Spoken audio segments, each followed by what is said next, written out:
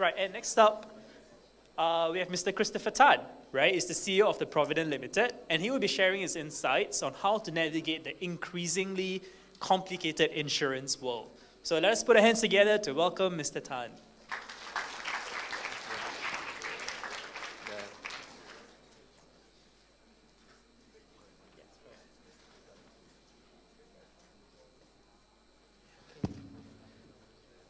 Okay, a very good evening to each one of you, and thank you so much for still being here at such a time.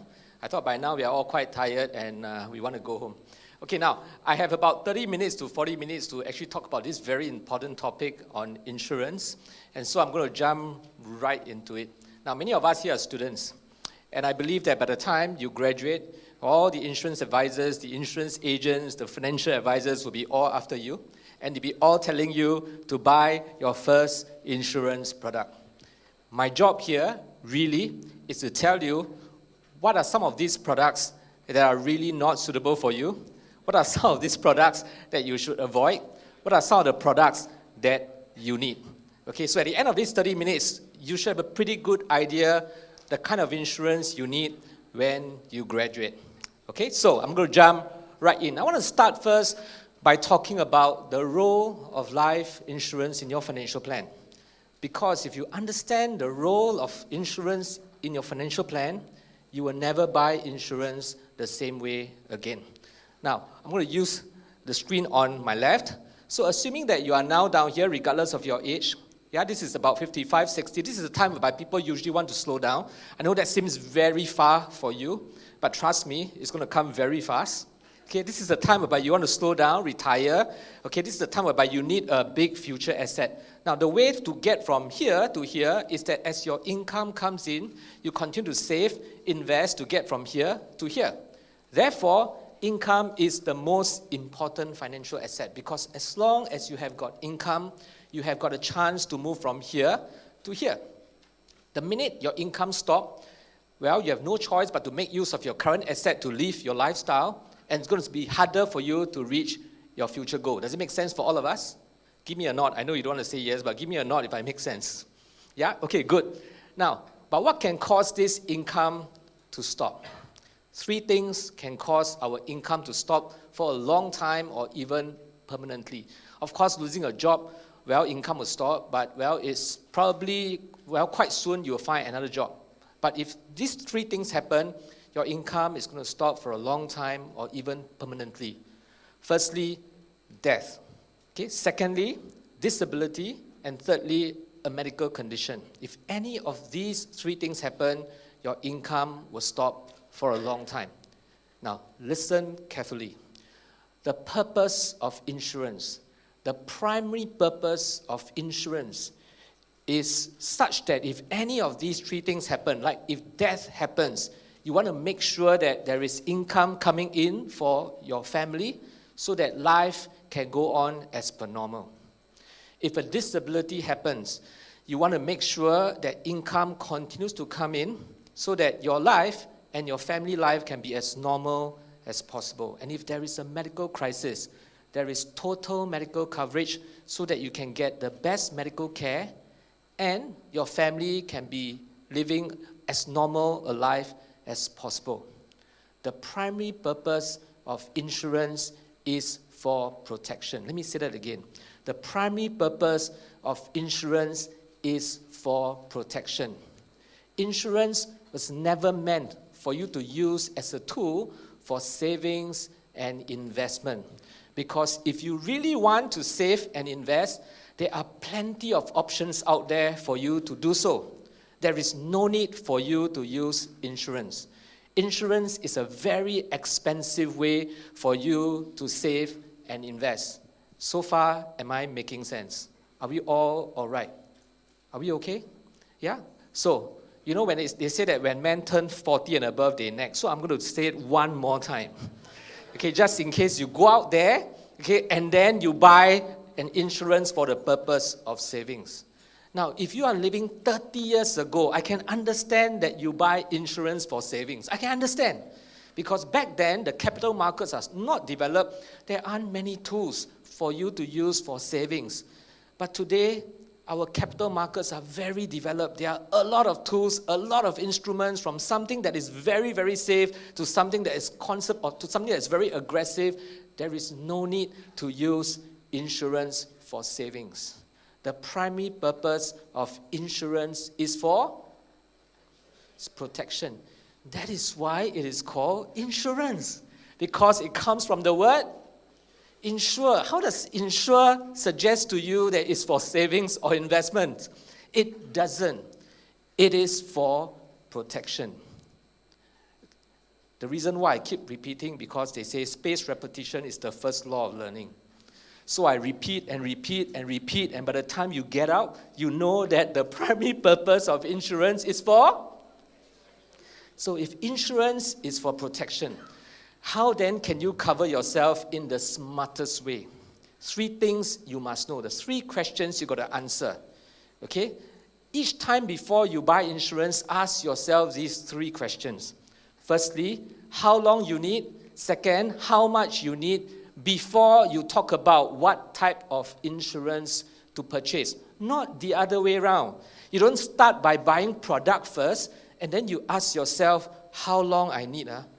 You don't buy an ingredient and then ask yourself, what do I want to cook? It's the wrong sequence, right? So you start with how long you need, then you ask how much do you need it before you talk about what type of insurance to purchase. So I'm going to go to the first one. So how long do you need insurance? Now, if you are buying insurance to cover yourself, okay, against loss of income due to death, meaning to say that today, if you die, it's very morbid and it's a bit pantang, a bit unlucky, but I'm just going to say it as it is, okay? Today, if you are buying insurance to replace income, if you die, you need to buy an insurance that will pay upon your demise. You're buying death coverage. Am I clear?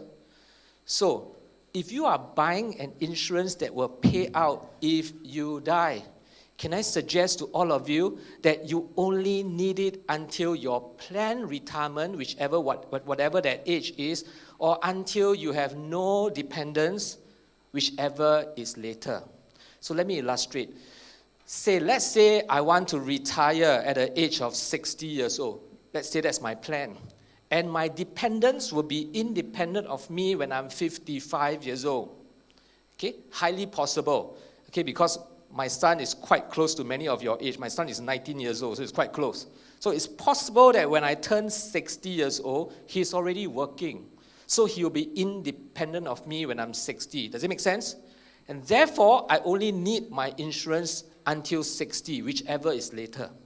But let's say I plan to retire at 60 and he is going to be only independent of me when I'm 62. Then I need my insurance until 62, whichever is later. Whatever it is, what I'm saying is that you only need your insurance coverage for death temporarily.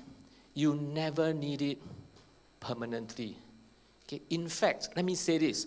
Many of you here at this stage might not even need this cover, because today, if you die, no one is going to miss you financially. Isn't it right? True?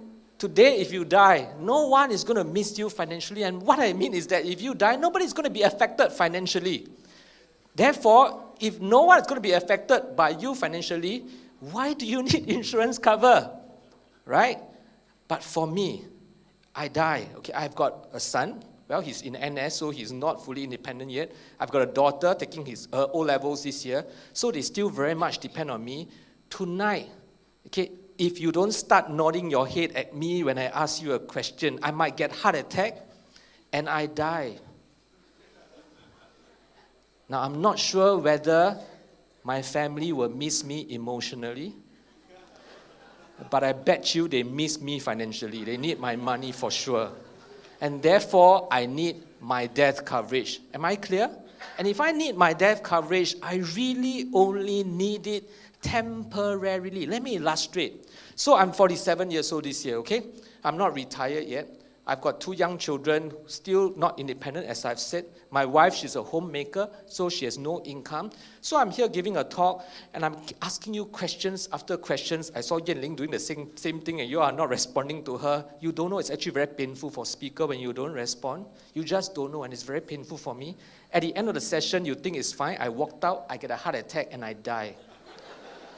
Question, okay? Do I need life insurance so that this lump sum can go to my wife and she use the money to take care of the 2 kids? Yes or no?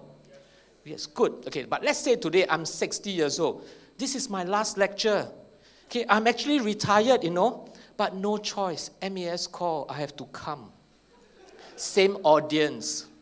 Okay, my kids, they are all on their own, they are working. And in fact, after this lecture, I'm going with my wife for a round-the-world trip for 6 months. I'm so excited, and my wife has been packing for the last 4 days. Same audience, no response. And then I get a heart attack, and I die. I'm 60, I'm retired, I have no more income. My kids are independent. In fact, I've accumulated, say, $1 million, okay? It doesn't have to be $1 million, but let's say I've got $1 million. It's enough for me to retire, okay? And I die. Question, do I still need insurance to replace my income? Answer is no, because I have no income in the first place. I'm not earning an income. There is no income to replace, right? And my kids, they're on their own. They are already earning their own income. In fact, my wife, when she received the phone call from the police officer telling her, Mrs. Tan, please come to SGH. The SUSS student just killed your husband. The body is now lying at the mortuary. Please go and pick your husband's body up. My wife's immediate reaction will be, she'll be full of anger. Not that she's angry with you, she's angry with me. Because at the back of her mind, she's thinking, want to die, don't die properly. Cannot go tour, then after that come back, then die, meh? I've been packing for the last 4 days. Now, die, cannot go. So very angrily, she go to the mortuary, she pick up my body, set up a wake 1 day, burn my body, throw the ashes into the sea, still with anger in her heart. 3 months later, my lawyer called her, and she goes to the law firm, and my lawyer tells her, Mrs. Tan, I need to tell you that your husband has left behind $1 million for you. Unfortunately for him, he can't enjoy this $1 million, but fortunately for you, you now can have this entire $1 million all to yourself. My wife will be jumping for joy because now she can have double.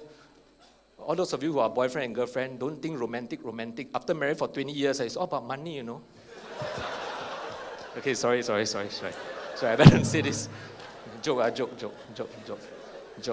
I'm sure if my wife is here, she'll tell me she misses me emotionally. For the 1 million, she'll say she'll miss me emotionally. But you get my point? She doesn't need any more insurance for me. She might want more, but she doesn't need it. Some time back, I heard a salesperson told me, yeah, but your wife doesn't need it. But nothing wrong giving her more, what? Because the more you give, the more you love. That is only true if the only thing you need in life is life insurance. But that's not true, right? Because life insurance is a risk management tool. You don't really want to use it. It's a contingency plan. Well, don't tell me I left 10 minutes. Really? No, I'm supposed to have 30 minutes. 20 minutes, I'll be dead. This is only my second slide. Where was I? Okay, so I was saying that, right? The salesperson said, the more you buy, the more you love, right?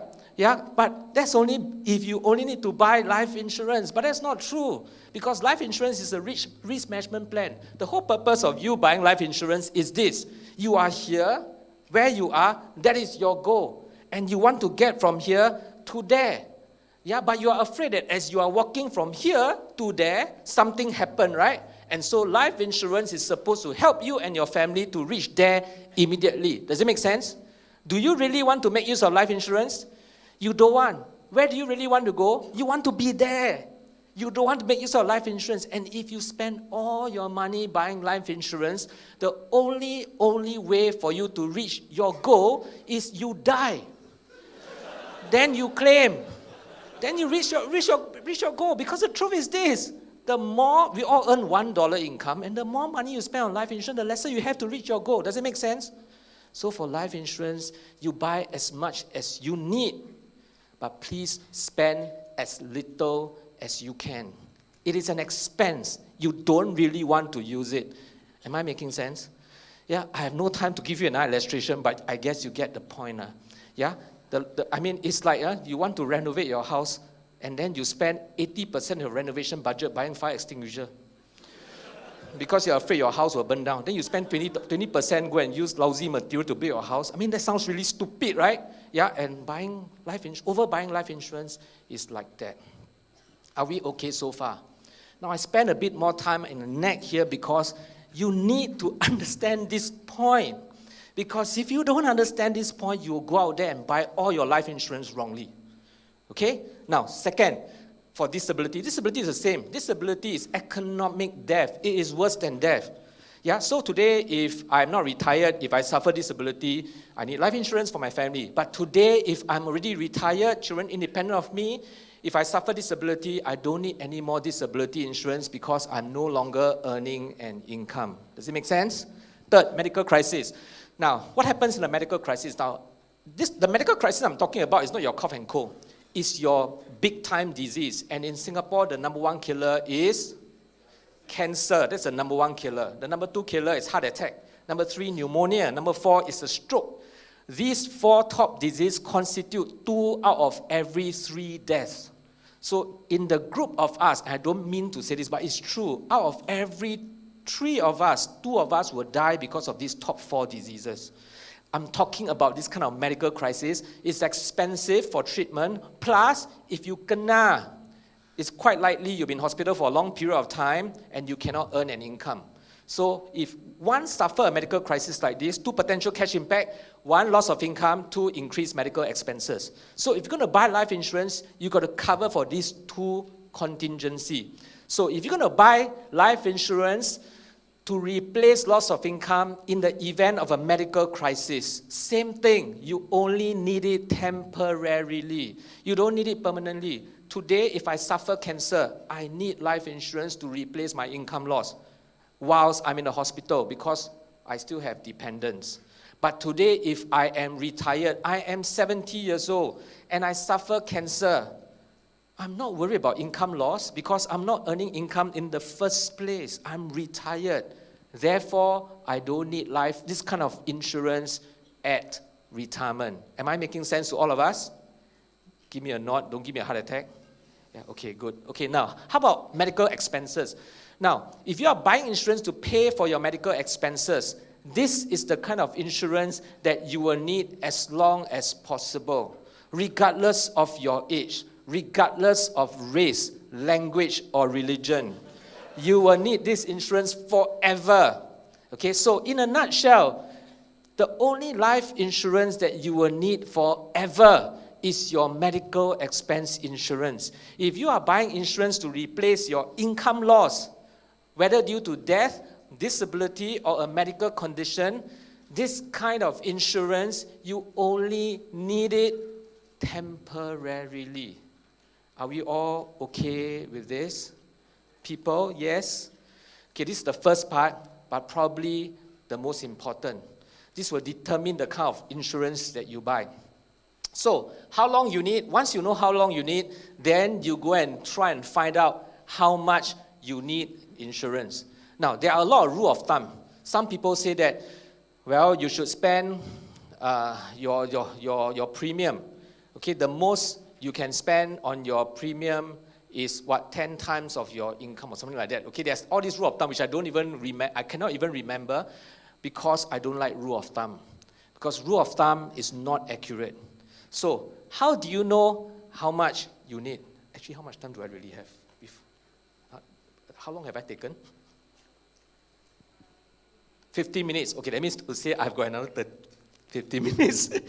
Okay, because that will decide whether I want to do this or not. Okay, so how much you need? Okay, so if you are calculating how much you need for that, and most of us here don't need. Okay, don't need, like I say, because you don't have dependent, but I know there are some adults here, you have family. How do you know how much insurance that you need? Okay, I hope you can see, okay? Is this, okay. Now, so the first thing you calculate is, you are buying this death cover because you are afraid of loss of income. So let's say today, if I die, I need to replace $3,000 per month, let's say, Okay, let's say, okay, if I die, I need to replace my family with $3,000 per month, times 12 months is $36,000. I need to replace it until my youngest dependent becomes independent. My youngest dependent is my daughter. She is 16 years old. Yeah? And in 2 to 3 years' time, she will finish her A-levels. Okay? And she's going to be like the father, very smart. Well, you don't believe I'm very smart. Okay, so in 2 to 3 years' time, she's going to make it to the university. Assuming she go for a 4-year degree program, 4 plus 3, 7 years.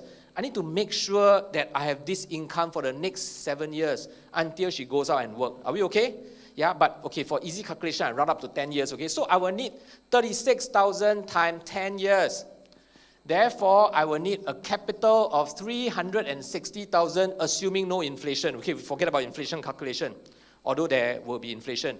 Okay, so this is the first thing I need to make sure I replace. Secondly, I need to make sure that I pay off my mortgage, my housing loan.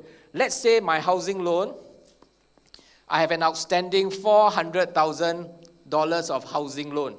I want to make sure it is repaid. Next, I want to make sure that the university fees are paid off. I make sure that my kids have enough to pay for the university fees. Now, based on rough estimate and data, today to send, and you are all here, I hope you know how much your parents paid for you. Yeah? But on average, okay, per year program, it's about 11,000, 12,000, thereabout. Okay, thereabout. I don't know how much are your school fees, but I know because my son is going to go NTU in 2 years' time after he comes out from NS. His fees is going to be about 11,000 to 12,000. Okay, and that's because he's at NTU, the place where birds don't lay egg. If you study in SMU and in town, it's more expensive, it's slightly more expensive. So it's about, the fees will be about 40,000, then all the expenses in. Let's say for easy calculation, education cost per child is about 100,000 for 4 years. After all the expenses, the exchange program, and all that, and you times 2, you'll be $200,000. And let's say I want to give my wife some money for emergency. Okay, because this 360,000 is just enough for her monthly expenses. If there is an emergency, she has no extra cash. So I'm going to give her, say, $100,000 emergency. Not 100,000 per year, okay, just 100,000 one time. Yeah, and let's say that's all I want to leave behind for her. And if I add this all up, 3, 4, 7, 8, 9, about $1 million. So I need to make sure that when I die, I leave behind $1 million. So far, am I clear? But this is what I need. Let's look at what I've already have. Yeah, so what do I have? I have definitely got a mortgage insurance to pay off my mortgage, because in Singapore, especially if you're staying in a HDB flat, you definitely need to buy your mortgage insurance. So let's say I have a mortgage insurance, okay, the insurance that will pay off my housing loan upon my demise, mortgage insurance. So it's 400,000, okay, and let's say I have got other insurance that I bought when I was young, 100,000, okay, and then I have my CPF money. When I die, all my CPF money will come out, okay, plus I have cash, plus I have some investments like stocks and shares and ETFs and all that. And let's say everything add up, I have got 300,000, okay, so, and let's say that's all I have. So I need $1 million. I have 4, 5, altogether I have 800,000 done. And because I need $1 million, and I have already done 800,000, I only am short of 200,000. That is how you roughly calculate how much you need. Am I clear so far? People, am I clear? Yeah, so that is how you estimate death cover. Okay, it is almost the same way that you estimate disability cover. Now, because of the lack of time, I'm going to move straight into how much you need in the event of a medical crisis. Now, in the event of a medical crisis, as I mentioned, 2 cash impact. 1, loss of income. Okay, now, if you are buying insurance, and I'm speaking to the adults now, okay, because for students, you don't really need this. Okay, but for those of us who are adult, in the event of us, we kena cancer, heart attack, okay, and we go to the hospital, okay, and we cannot earn an income, we need to replace our income loss while we are recuperating. Can I suggest that you have at least about 2 to 3 years. The amount of insurance you buy is equivalent to 2 to 3 years of your gross income. So if you earn 50,000 a year, you should have about 100,000, 150,000 cover. And if you earn 100,000, you need about 200 to 300,000 coverage, sum assured. Why 2 to 3 years? So that if I have cancer and I'm warded in the hospital, okay, and I cannot work anymore, my income stops. Life at home still needs to go on. Mortgage still needs to be paid. Children still needs money to go to university, right? So I will give to my wife 3 years of my income in advance, and I will tell her, take the money, take care of the family. You can leave me in the hospital and die, no problem. You go and take care of the family. Yeah, well, I paint a very lousy picture of my wife. Okay, joke. Okay, she will definitely come and visit me. Okay, so I give her 3 years in advance of my income. She will take care of the family, no problem at all. Yeah, and I stay in the hospital and hopefully I recover. Now, if I recover, great, I go back to the workforce. Yeah, life goes back to normal. Well, as normal as it can get. Yeah, but if I don't make it and if I die, remember all the death coverage that I calculated just now is going to come out and take care of the family. That's why about 2 to 3 years of income replacement. So far, are we okay? Okay, let's move to the next one, medical expenses. Now, medical expenses, there are 2 kinds of medical expenses. Now, this one, whether you're a student or whether you're an adult, you're going to listen to this. This is probably the most important insurance you must have. And whether you're a student or an adult, you have got to check that you have this. If you are not sure, you have to check with your parents that they have bought this for you. Okay, the 2 kinds of medical expenses you want to be able to pay off will be your hospital expenses and your alternative medicine or alternative treatment. Okay, alternative treatment can be all sorts. It can include traditional Chinese medicine, so on and so forth. Now, if you're going to buy insurance to pay for your, H&S stands for hospital and surgical, okay? If you're going to buy insurance to pay off this, okay, can I suggest to you, and especially for those of you who are students, the premium for you is low enough for you to give yourself an option to go and stay in Mount E, Glen Eagles, Raffles Hospital. It's like a hotel, but they charge you like crazy. Yeah? It's an option. It doesn't mean you have to go there, but it is an option. Okay? It is a fact that the best medical facilities are our government restructured hospital. It is a fact. Okay, because the government put in enough money to have high-tech facility. Yeah, it is a fact, okay? But the biggest problem with restructured hospital is that it is highly subsidized and it is crowded. And you want an option. And so if you want an option to go to the private hospital, or for some reason you like a certain doctor from the private hospital, you have an option. If you have it, you don't have to go if you don't like. You can still go to time out, okay? You can still go to the restructured, no problem, okay? But it's an option, okay? Now, alternative medicine. Now, for alternative medicine or alternative treatment, I would say buy an insurance that will pay about 50 to 100,000. Okay, enough for you is good enough, really. It's good enough for you to pay for alternative treatment. Okay, now, so how long, how much, what type? Now, so this is an important part. Now, in Singapore, most people, if I do a survey, those of you who bought your first insurance, if I do a survey, 9 out of 10 people will have a whole life insurance. What is a whole life insurance? A whole life insurance is the insurance that you pay and pay and pay and pay and pay and pay, and you will never see money unless 2 things happen. 1, you die, or 2, you surrender. If you surrender too early, you lose money. Right? Otherwise, you pay and you pay and you pay and you pay forever. Of course, today, there are insurance company that sells limited pay whole life. Meaning to say, maybe you pay for 20 years, but the coverage continues on forever, but nothing is for free. In Singapore, only air is free. Everything else, money. Right? So it cannot be paid 20 years. The rest of the 20 years, how? What the insurance company effectively have done is that they have calculated the remaining 20 years, and then they present value everything. Yeah, and then you pay more for the first 20 years. That's it. It's not free. Okay, but it's still a whole life plan. And a whole life plan, for every $1 that you pay, the premium, a portion of it will go to buy the cost of insurance. That means in insurance, we call your mortality charge. This is really the cost of insuring you, and assuming it's 20 cents, okay? And it really depends on your age of entry. But let's say the cost of insurance is 20 cents. The remaining 80 cents, the insurance company will invest it for you into what they call their life fund, their participating life fund. When you see the benefit illustration, that means to say when an agent show you that quotation and they show you all the number running and they show you all the projection of return, the projection of return, 3.75, 4.25% return is based on the 80 cents that are invested. And even if you get 4% return from the 80 cents, you are not going to get 4% return from the $1 premium because 20 cents is a cost. Am I clear so far? Am I clear so far? I know I'm speaking very fast and I'm panting like mad, okay, but that is a whole life. Now I'm going to suggest to all of you that you might want to consider whether you really need whole life plan, okay? I know there have been some suggestions that you need whole life plan, okay, but I'm going to ask you to consider this because you know why?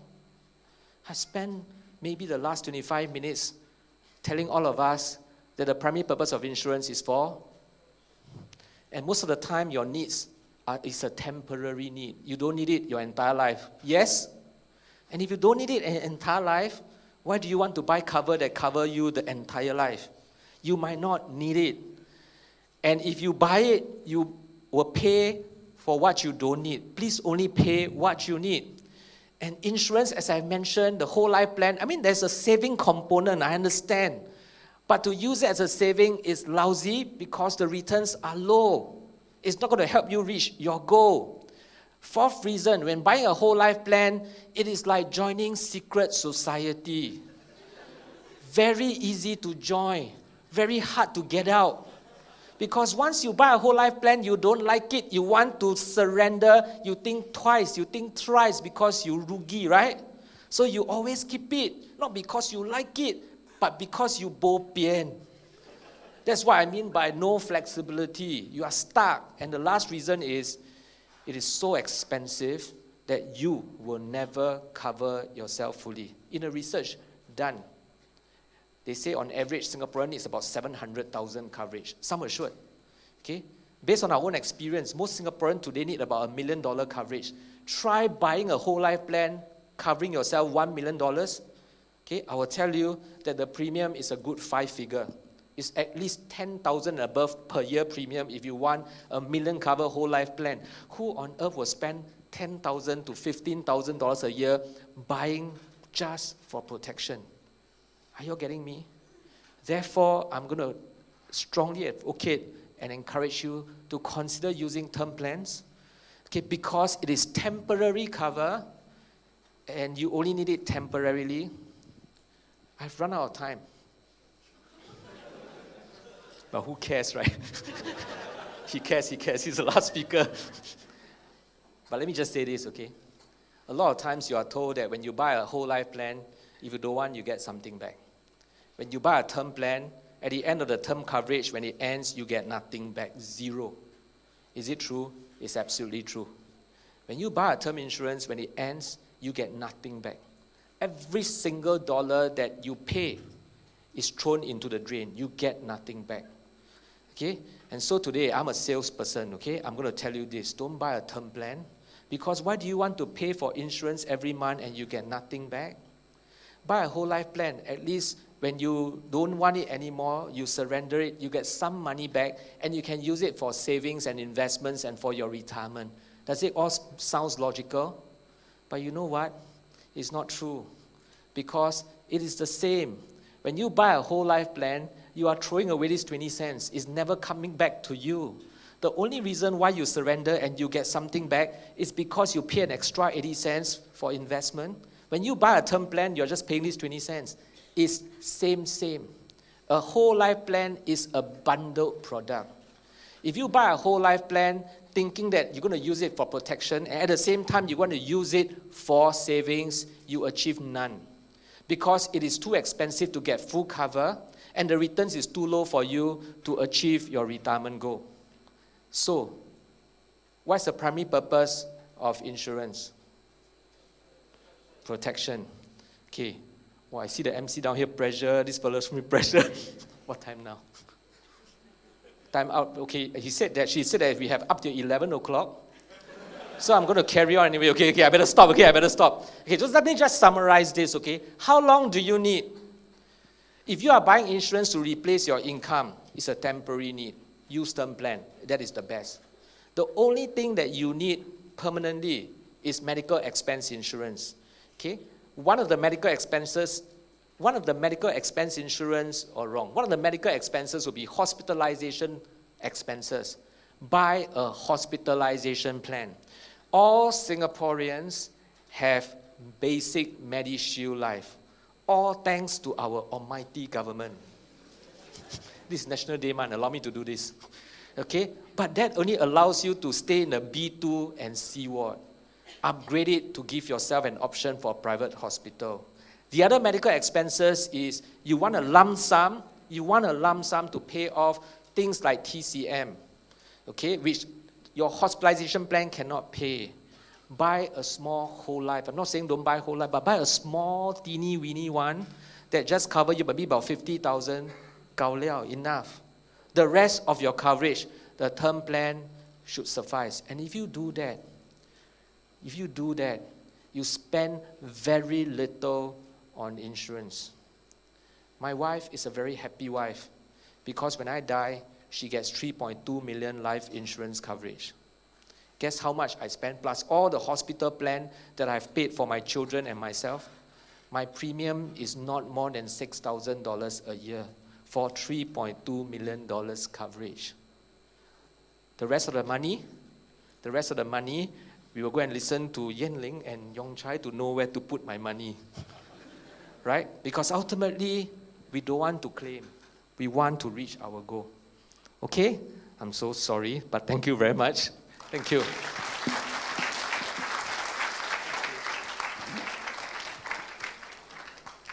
Thank you, Mr. Tan. Very engaging.